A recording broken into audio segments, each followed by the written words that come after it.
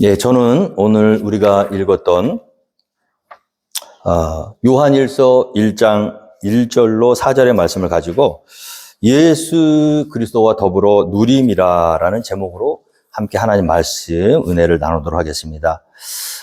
우리가 지난주까지 이제 사도행전의 말씀을 이제 묵상을 하고 은혜를 참 많이 받게 되었는데요. 신앙에는 강약 조절이 필요합니다. 그래서 우리가 너무 뜨거운 신앙은 계속해서 뜨거울 수가 없어요. 그러니까 뜨겁다가 잠시 식혔다가 그러면서 또 내실을 다지고 또 너무 식으면 차가워지면 안 되니까 또 뜨거워지고 이런 것을 지혜롭게 우리가 단거리 경주하는 게 아니잖아요. 신앙생활은 롱텀입니다.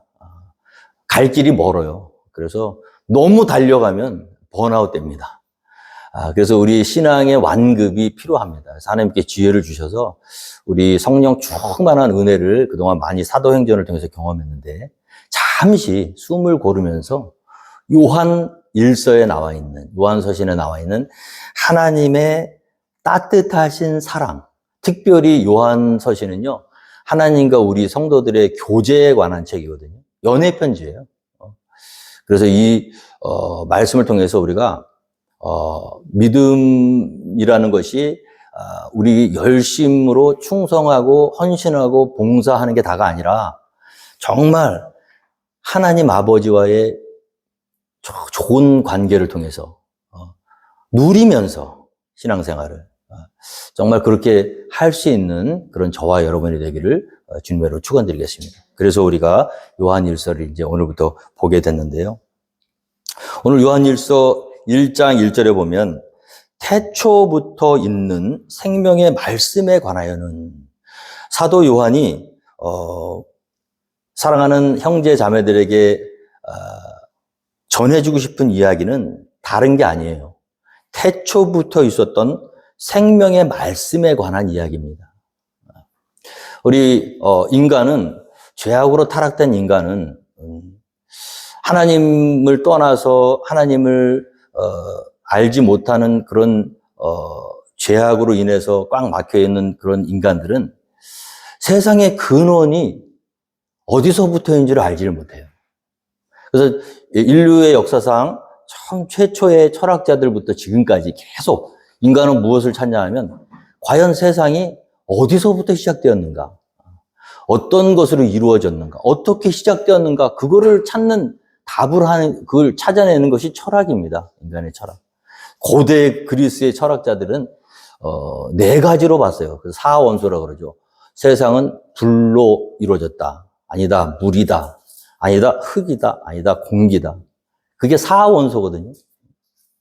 시간이 지나면서 계속 바뀝니다. 그래서 그 네 가지 원소로도 이 세상이 이루어진 거를 밝혀내지 못하니까 결국 알 수 없는 제5원소가 있다. 그래서 제5원소가 나온 거죠.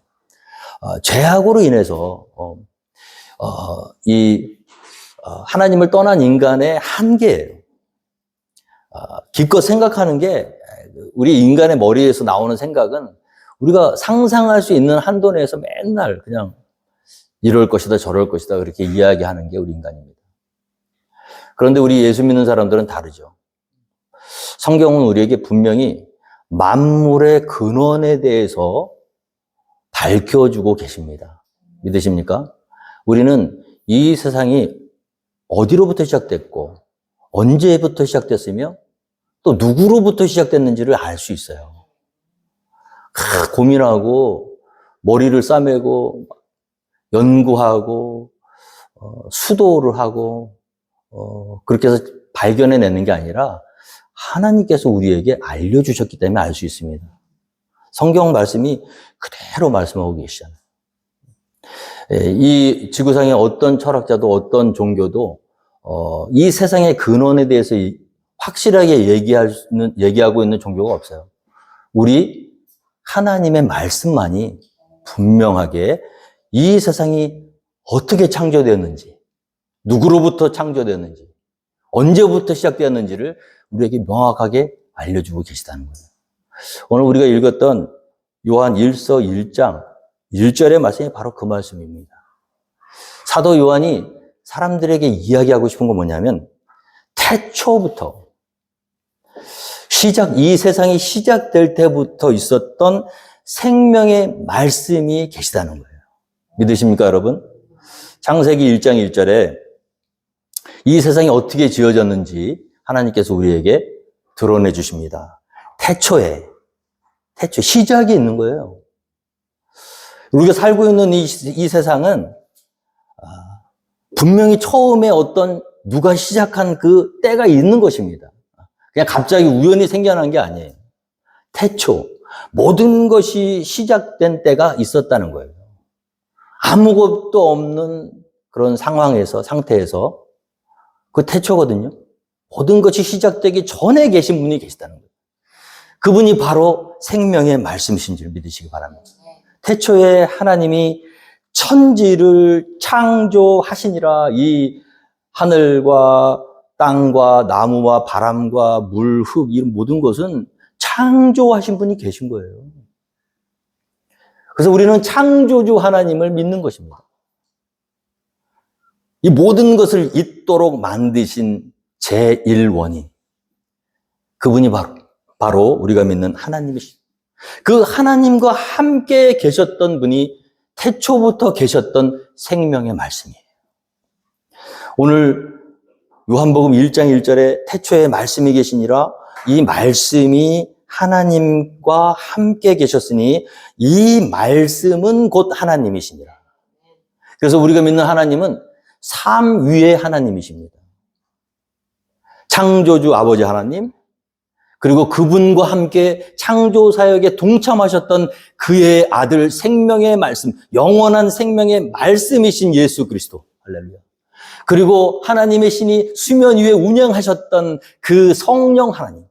할렐루야. 성부와 성자와 성령 하나님께서 아무것도 없었던 이 세상 가운데 말씀으로 모든 것을 있게 하셨던 그 창조주 하나님을 우리가 믿는 것입니다. 세상 사람들은 이 비밀을 몰라요. 그러나 우리는 알게 되었습니다. 하나님께서 알게 해주셨기 때문에. 오늘 사도 요한이 우리에게 말씀하고 있는 것은 태초부터 있었던 생명의 말씀에 관하여 그 말씀이 하나님과 함께 계셨고 이는 곧 하나님이셨고 그가 모든 것을 말씀으로 창조하실 때 그 사역에 함께 하셨던 하나님이시다. 그런데 그 태초부터 계셨던 생명의 말씀을 우리가 선지자들의 말을 통해서 들었고 또 그 생명의 말씀을 우리가 알고 있었는데 거기서 끝난 게 아니라 그 말씀이 친히 육신이 되어서 이 땅 가운데 내려오신 것을 사도 요한과 제자들이 보았다는 거예요. 믿으십니까, 여러분? 우리 예수님이 태초에 하나님과 함께 세상을 창조하셨던 그 창조주 하나님 가운데 한 분이신 그분이 저 하늘 위에 계셔야 될 그분이 우리를 만나기 위해서 이 땅으로 내려오셔서 오늘 이 사도 요한 일서를 기록한 이 사도 요한이 살던 시대에 그와 함께 더불어 먹고 마시며 뒹굴고 잠을 청하시고 함께 지내셨던 생명의 말씀이 바로 사도 요한이 오늘 저와 여러분에게 전해주고 싶은 내용이라는 거예요.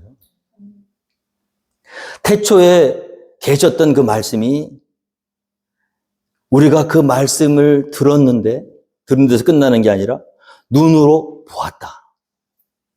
듣고 보고. 오늘 우리 하나님께서 지금도 살아 역사하시는 하나님이신 줄 믿으시기 바랍니다. 여러분, 어떤 사람의 눈에는요, 그 하나님이 보이시는 거예요. 주님의 이름으로 축원드립니다. 생명의 말씀이신 영원한 생명이신 하나님이 여러분들의 눈에 보이기를 주님의 이름으로 축원드리겠습니다. 세상 사람들은 못 봐요. 본다고 하는데 죄악 때문에 그 예수님이 오셨는데 그가 생명의 말씀임을 모르는 거예요. 눈은 떴으나 보지 못하고 귀는 있으나 듣지 못하고 예수 그래서 생명의 말씀이 이 땅에 내려오셨는데 코앞에 두고도 못 보는 거예요.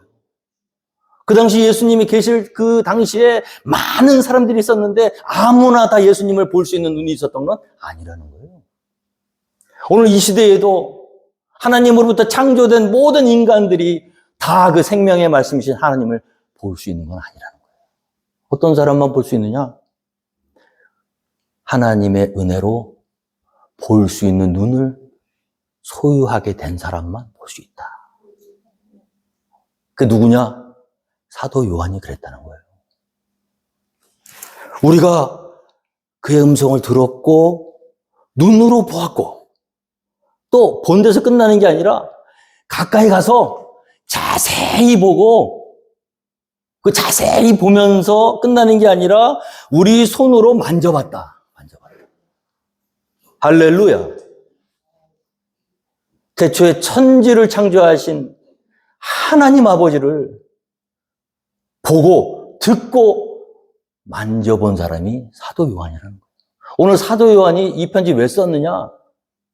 바로 자기가 보고 듣고 만져본 창조주 하나님 가운데 한 분이신 영원한 생명이신 예수님을 소개하기 위해서 썼다는 거예요. 오늘 아직도 그 태초에 천지를 창조하신 주님을 아직도 만나지 못한 사람들에게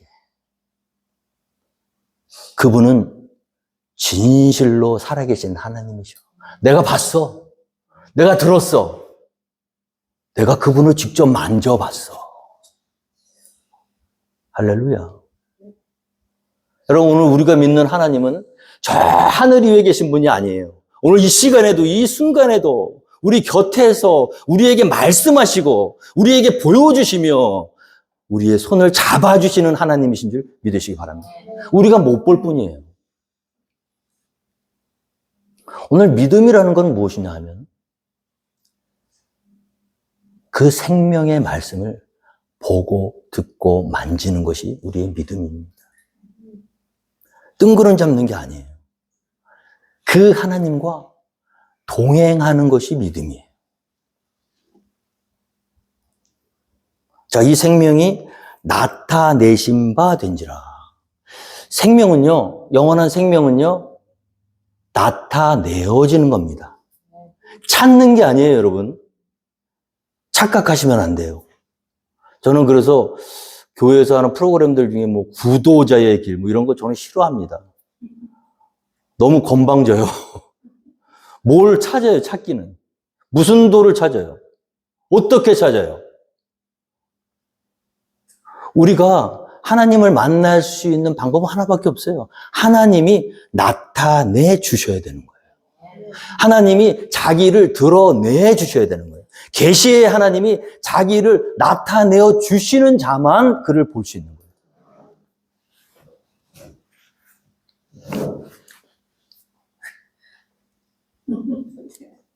어떤 사람이 복이 있는 사람인가? 그 하나님께 선택되어져서 내 의지와는 상관없이 눈을 번쩍 뜨고 음성을 들으며 영원하신 생명의 하나님과 손을 맞잡고 걸어가는 사람이 은혜 있는 사람이에요. 누구 덕에?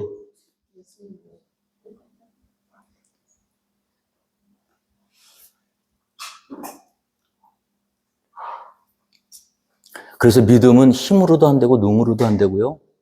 오직 긍휼히 여기는 자에게만 임하는 게 믿음이에요. 이것이 너희에게서 난 것이 아니니 너희가 자랑하지 못하게 하려 합니다. 오늘 이 아침에 우리가 감사해야 될 게 뭐냐면 죄악으로 인해서 맹인되었던 저와 여러분을 부르셔서요.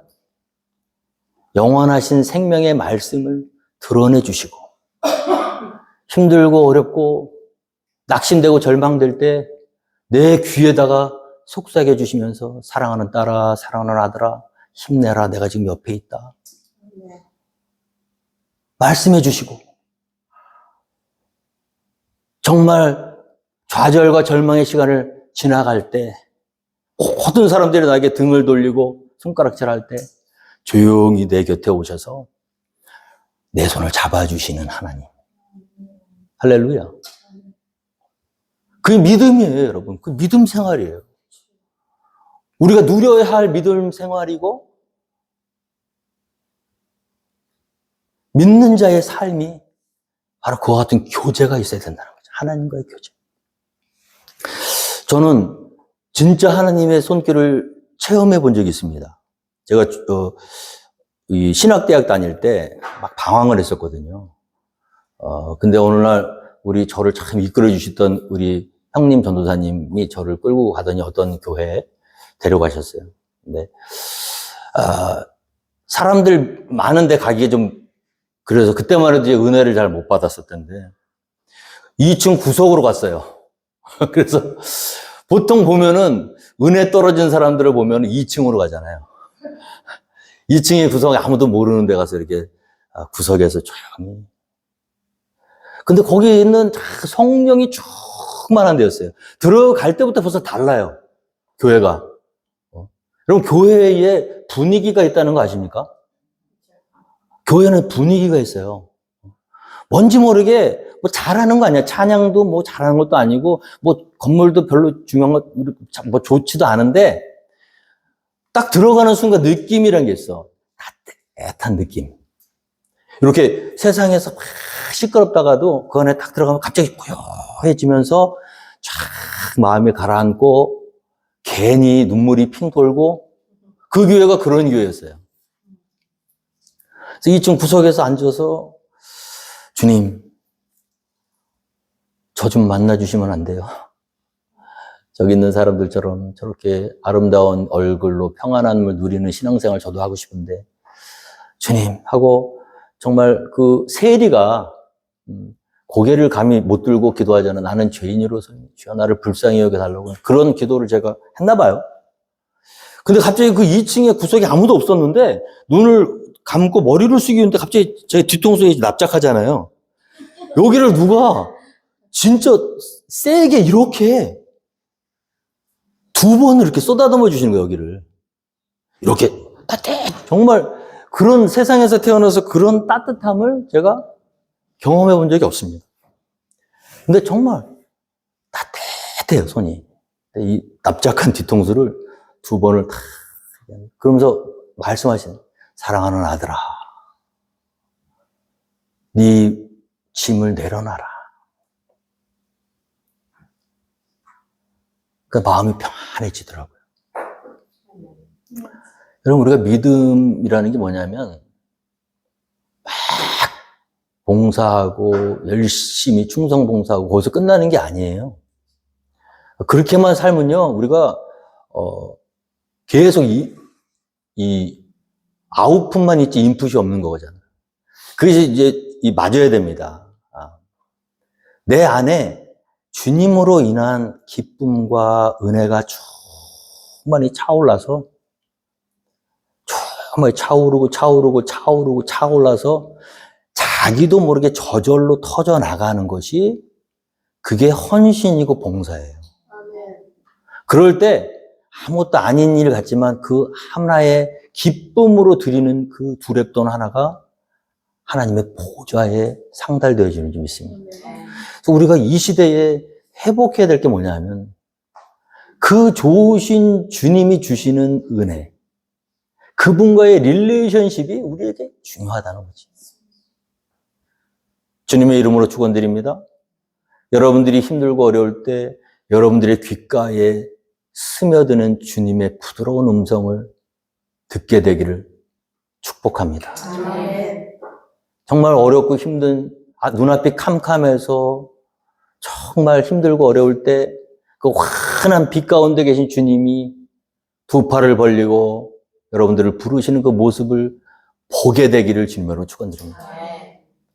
힘들고 어려울 때 살며시 다가와서 여러분들의 손을 잡아주고 머리를 쓰다듬어 주시고 사랑하는 딸아 괜찮아. 등 한번 2번만 툭툭 두려주시고 그 거룩한 손이 그 성령의 은혜의 손이 등에 탁 닿는 순간 있잖아요. 여러분 그걸 경험해 보셔야 돼 진짜. 온몸에 막 전율이 일어나요. 여러분, 우리 믿는 사람이요, 그런 은혜가 있으셔야 돼. 어디서 도대체 우리가 은혜를 받을 거예요? 어디서 우리가 위로를 받을 거예요? 우리 주님은 저 하늘 위에서 야, 잘하고 있다, 열심히 해라 그러시는 분이 아니라 내려오셨다니까. 내려오셔서 우리와 함께 지금 계세요. 그래서 계속 만져주시고 속삭여주시고 두드려주시고, 그게 신앙생활이에요.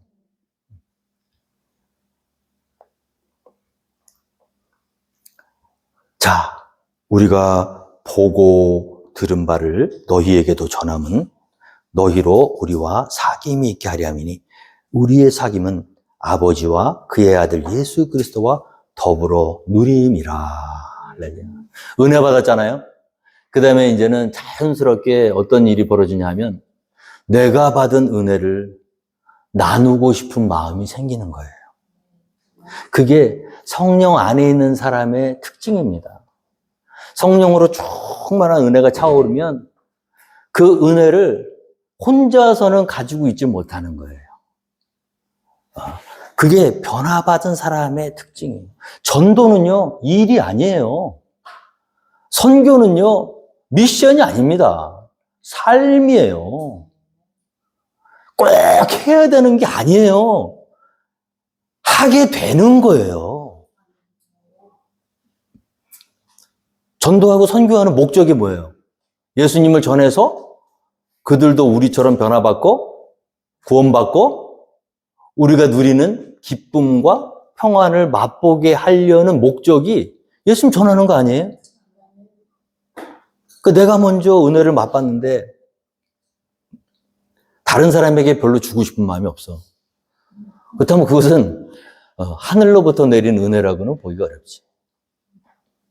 그렇다면 우리가 어떤 일이 먼저 선행돼야 되냐면 우리 3절 말씀에 그 좋으신 주님을 다른 사람에게 전하기 위해서 가장 먼저 해야 되는 게 뭐냐면 먼저 보고 듣고 만지셔야 돼요. 내가 하나님 아버지 앞에 은혜를 받은 적이 없는데 나도 잘 모르겠는데 긴가민가한데 누구한테 가서 뭘 전할 거예요? 사도 요한이 우리가 보고 들은 바를 너희에게 전한다. 그래서 여러분, 전도하시려면은 전도하시기 전에 그 좋으신 주님과의 교제가 깊어져야 될 줄로 믿습니다. 내가 보고 듣고 만졌던 주님 너무 좋더라. 한번 그 예수님 만나봐요. 오늘 우리 교회가 생명력을 이뤄가는 것은 다른 데 있는 게 아닙니다. 우리 가운데 이 기쁨, 주님이 주신 이 영원한 평강과 생명의 기쁨이 식어졌기 때문이에요. 자, 우리가 보고 들은 바를 너희에게도 전함은 너희로 우리와 사귐이 있게 하려 함이니. 예수 믿는 것은 사귀는 거예요. 믿으십니까? 자, 우리와 한번 사귀어보자. 그리고 우리의 사귐은 어떤 사귐이냐? 아버지와 그의 아들 예수 그리스도와 더불어 누리는 것이다. 그래서 여러분, 믿음은, 복음은 아버지와 그 아들 예수와 더불어 누리는 것이다. 누리는 것이다. 인조이에요, 인조이. 인조이먼트. 일이 아니에요. 사역으로 접근하면 번아웃 됩니다. 그리고 다른 사람을 막 정죄를 해요. 잘하는 사람은 못하는 사람한테 너 왜 그거밖에 못해? 그거는 믿음이 아니에요, 여러분. 믿음인 것처럼 착각은 되는데 우리 주님은 그렇게 우리에게 말씀하신 적이 없어요.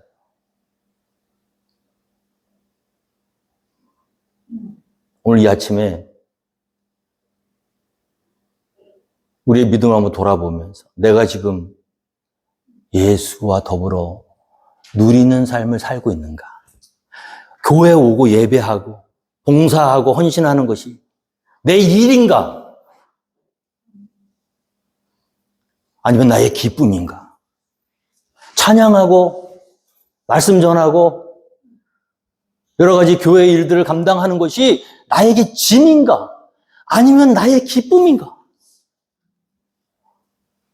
만약에 여러분들이 아무리 교회를 열심히 하시고 잘하시고 훌륭하게 하신다고 해도 여러분들 가운데 주님의 일을 하면서 이 기쁨이 없다 그러면 스탑하셔야 돼요. 위험합니다. 첫째, 자기 자신한테 위험해요. 신앙생활은 일이 아니에요. 여러분들이 안 하셔도 돼요.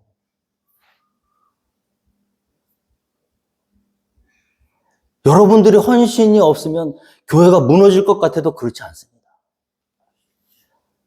여러분들의 헌금이 없으면 교회가 스탑될 것 같아도 그렇지 않아요.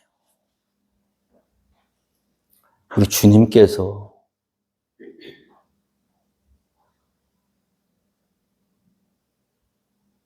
하시는 거예요. 우리가 해야 될 일은 뭐냐면 누리시면 돼요.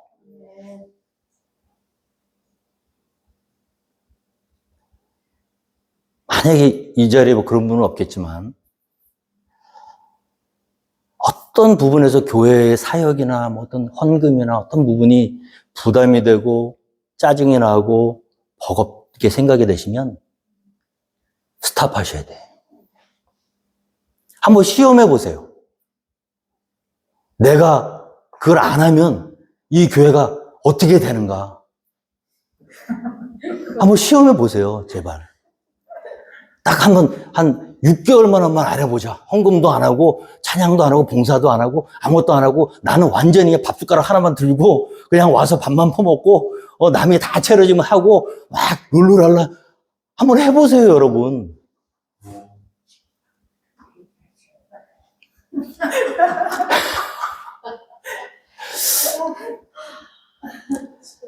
우리 주님은 우리의 헌신이 필요하신 게 아니에요. 여러분 착각하시면 안 돼요. 교회는 안 망합니다. 네. 그런데 우리 주님 어떻게 생각하시냐면 사랑하는 내 아들아, 내 딸아. 근데 나는 너와 함께 있고 싶다는 거야.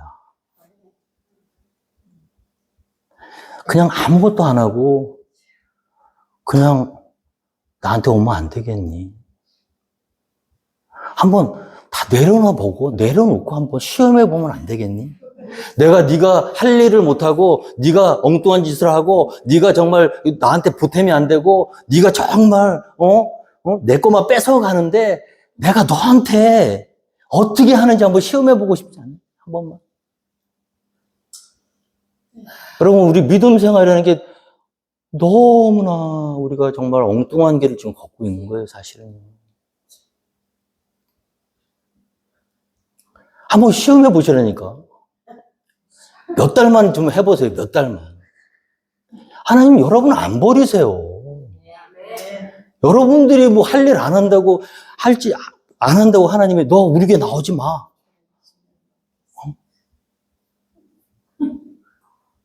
안 그래요. 여러분 그 하나님을 만나셔야 돼, 오늘.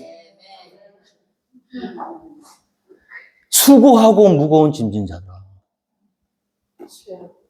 다 내게로 오라.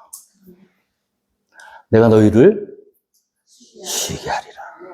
저 옛날에 제가 그랬어요, 제가. 여러분들 얘기하는 게 아니에요. 제가 그랬다고. 잘해야 되는 줄 알았어요, 뭐든지. 그래서요, 금식 기도도 많이 했어요. 1년에 한 두세 차례는 꼬박꼬박 물도 안 먹는 금식기도 굴에서 한여름에 들어가서 뒹굴기도 하고 그렇게 예수님 처음 만나고 뜨거우니까 그런 단계를 지나왔어요. 근데 믿음 생활이 이렇게 지나가면 지나갈수록 어떤 생각이 드냐면 참 보잘것없다. 안 되는 거야, 믿음 생활. 어떻게, 내가 내 기준이 이렇게 딱 했으면 여기에 도달하지를 않아요, 제 믿음이. 늘 실망과 실수와 실패. 근데 참 희한한 게, 안 버리시더라고요. 버리시기는커녕 점점 더 풍성한 은혜 가운데 저를 있게 하신 분이 우리 하나님이세요. 분명히 버림받았어야 되거든요. 여기서 아마 이 예배 드리는 분들 중에 제일 먼저 버림받아야 될 사람이 1순위를 꼽으라면 절 겁니다. 저보다 더 나쁜 사람은 없어요, 우리 교회에. 제가 알기로. 근데 우리 하나님 안 버리세요. 여러분들이 만나셔야 될 하나님은, 붙드셔야 될 하나님은 바로 그 하나님이신 줄 믿습니다. 우리 교회가 모셔야 될 하나님은 그 하나님이세요. 스탑하세요. 모든 건 내려놓으세요. 그리고 다시 하나님의 사랑 안에 그 압도적이고 맹목적이며 전폭적인 사랑에 푹 잠겨서 누리세요. 여러분들이 어떤 존재이십니까? 하나님의 독생자 아들을 버리시기까지 사랑한 존재예요. 여러분들이 그 보잘것없는 그 헌신, 그거 안 했다고. 하나님이 여러분들을, 독생자를 버리면서까지 구원하신 여러분들을 버리실 그런 일은 없어요. 내려놓으세요, 내려놓으세요. 아무것도 안 해보세요. 한번 시험해 보세요. 그럼 여러분들의 삶을 하나님 어떻게 하시는지. 네가 이것도 안 해? 너는 도저히 안 되겠다. 안 그러신다니까. 여러분, 우리가 하나님과 정말 깊은 영적 교제를 누리기 위해서 반드시 통과해야 될 과정입니다. 그 좋으신 하나님 앞에 지금껏 내가 움켜쥐고 있었던 것, 내가 한다고 생각해왔던 그런 것, 무거운 짐 다 내려놓으시고, 이 사귐은 뭐예요? 아버지와 아들 예수 그리스도 더불어 누림이라. 신앙생활을 누리는 거예요. 누리는 거 인조이먼트. 기쁨이에요. 기쁘십니까? 교회 오는 게 기쁘세요? 기쁩니다.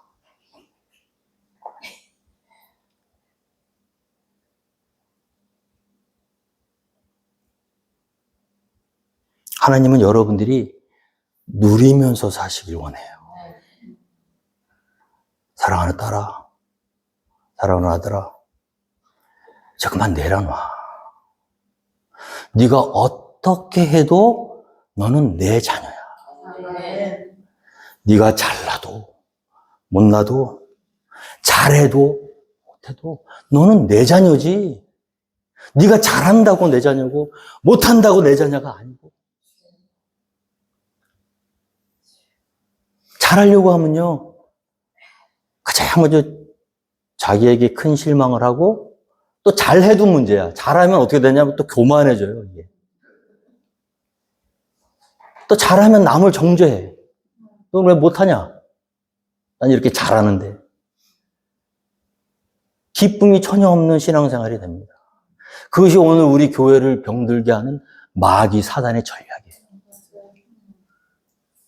누리셔야 됩니다. 주님의 은혜를 누리시고. 저는 그거를 깨달아서, 제가 여러분들 앞에서 솔직하게 고백하면 저 좋은 목사 아니에요. 훌륭한 목사도 아니고. 알아요, 저도. So what? 하나님이 제가 목회 잘 못한다고 저를 갖다가 잘라버리시겠어요? 세상은 그래요. 근데 교회는 안 그렇습니다. 하나님의 사랑은 안 그래요. 못할수록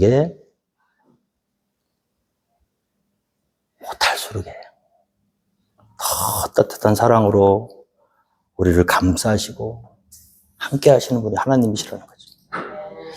우리가 이것을 쓰면 우리의 기쁨이 충만하게 하려 합니다. 쉘 실버스타인이라는 미국의 동화 작가가 있습니다.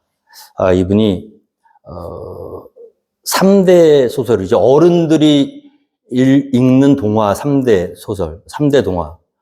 생텍쥐베리의 어린 왕자, 모모는 철부지, 모모. 그 다음에 이 쉘 실버스타인이 지은 아낌없이 주는 나무라는 동화가 있어요. 어린아이가 있었어요. 소년이 있었는데 동네에 나무가 있었습니다. 아이가 나무를 사랑했어요. 나무도 아이를 사랑했어요. 그래서 둘이서 맨날 만나가지고 막 나무를 장난치고 놀았어요. 그네도 만들어서 놀고.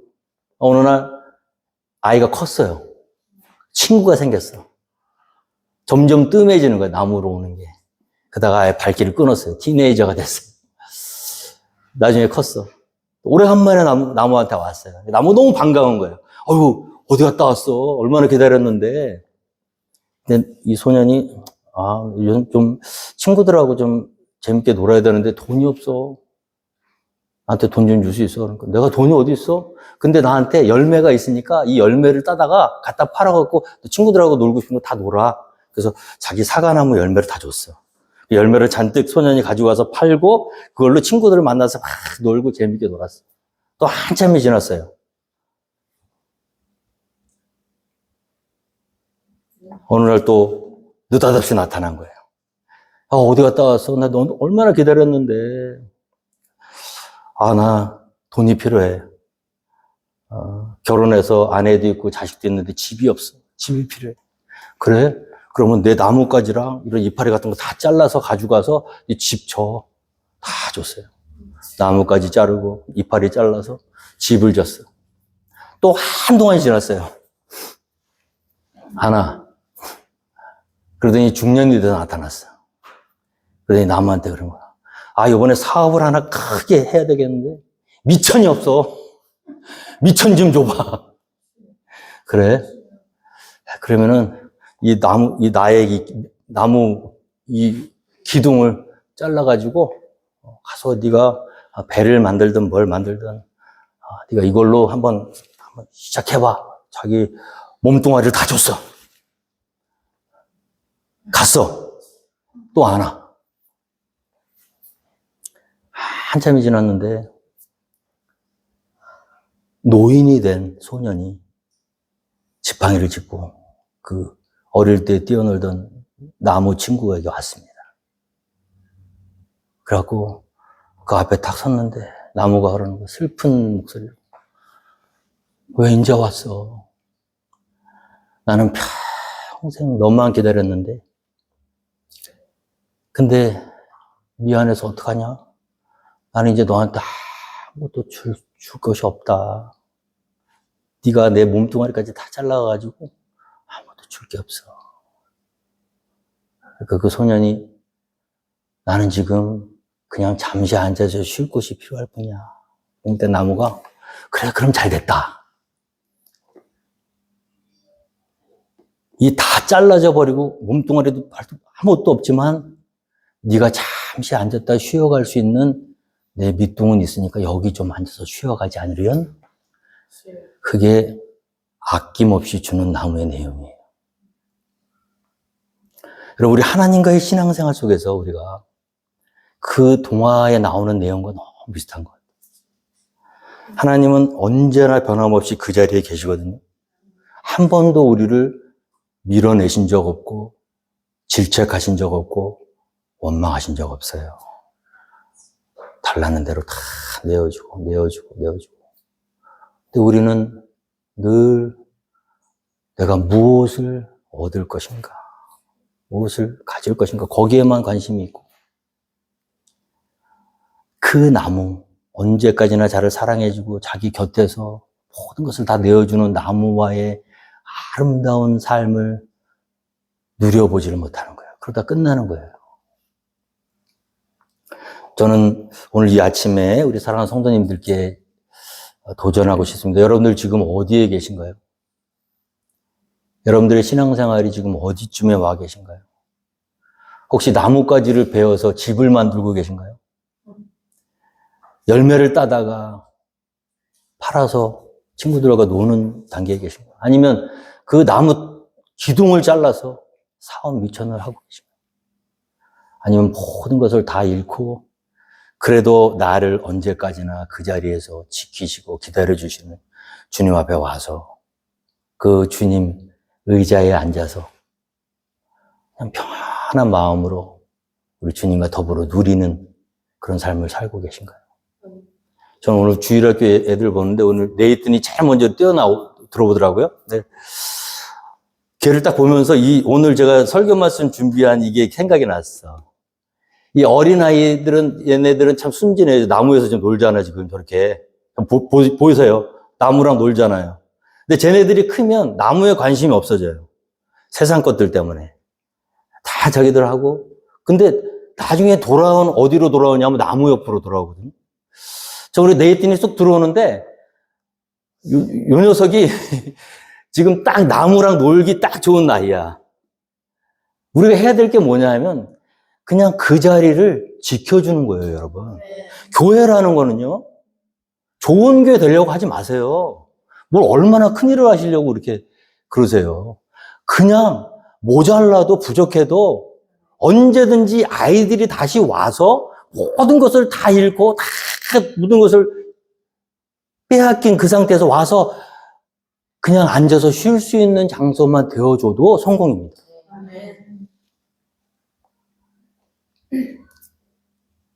제가 그랬거든요. 주일학교 때 그렇게 막 교회를 열심히 다니고 그러다가 방황했어요. 결국 생각나는 건 교회더라고요. 그래서 작년에 한국 갔을 때 제일 먼저 찾아간 게 제 모교회예요. 그 네이튼만 하는 나이 때 다니던 그 주일학교, 그걸 못 잊겠는 거야, 미국 와서. 다시 가게 되더라고, 내 발걸음이. 아낌없이 주는 나무에게. 여러분, 너무 막 위대한 일을 하려고 하지 마시고, 하나님의 사랑 안에서 우리도 누리며, 또 누군가 우리 교회를 통해서 언제든지 다시 와서 이 풍성한 하나님의 사랑과 은혜를 더불어 누릴 수 있는 그런 교회가 되어주기를 주님으로 축원드리겠습니다. 다 함께 자리에서 일어나셔서 함께